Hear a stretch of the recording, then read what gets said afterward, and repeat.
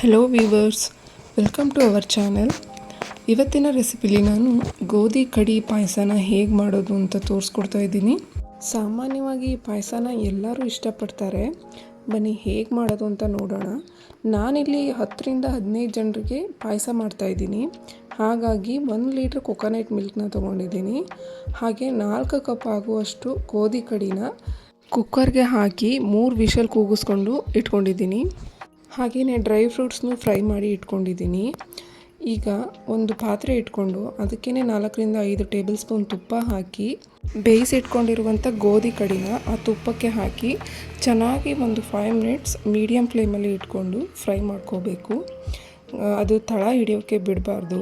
ತಳ ಹಿಡಿತು ಅಂದರೆ ಅದು ಸೀದೋಗಿದ ಸ್ಮೆಲ್ ಬರೋಕ್ಕೆ ಶುರುವಾಗುತ್ತೆ. ನೆಕ್ಸ್ಟು ಇದಕ್ಕೆ 1 kg ಆಗೋಷ್ಟು ಬೆಲ್ಲನ ಸೇರಿಸ್ಕೋತಾ ಇದ್ದೀನಿ.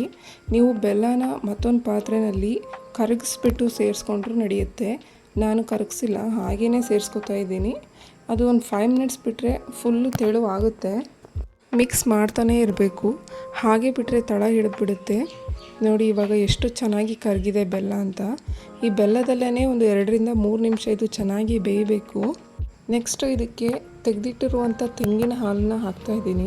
ಈ ಗೋಧಿ ಕಡಿ ಪಾಯಸಕ್ಕೆ ರುಚಿ ಕೊಡೋದೇ ಈ ಕೊಕೊನಟ್ ಮಿಲ್ಕ್.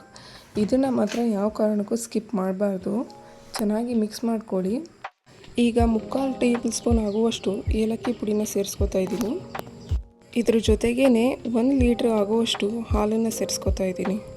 ಹಾಲು ಮತ್ತು ತೆಂಗಿನ ಹಾಲು ಎರಡನ್ನೂ ಒಂದೇ ಅಳತೆಯಲ್ಲಿ ಸೇರಿಸ್ಕೋಬೇಕು. ಬರೀ ಹಾಲು ಹಾಕಿನೂ ಈ ಪಾಯಸನ ಮಾಡ್ಬೋದು, ಆದರೆ ತೆಂಗಿನ ಹಾಲು ಹಾಕಿ ಮಾಡಿದರೆ ಟೇಸ್ಟೇ ಬೇರೆ ಆಗುತ್ತೆ.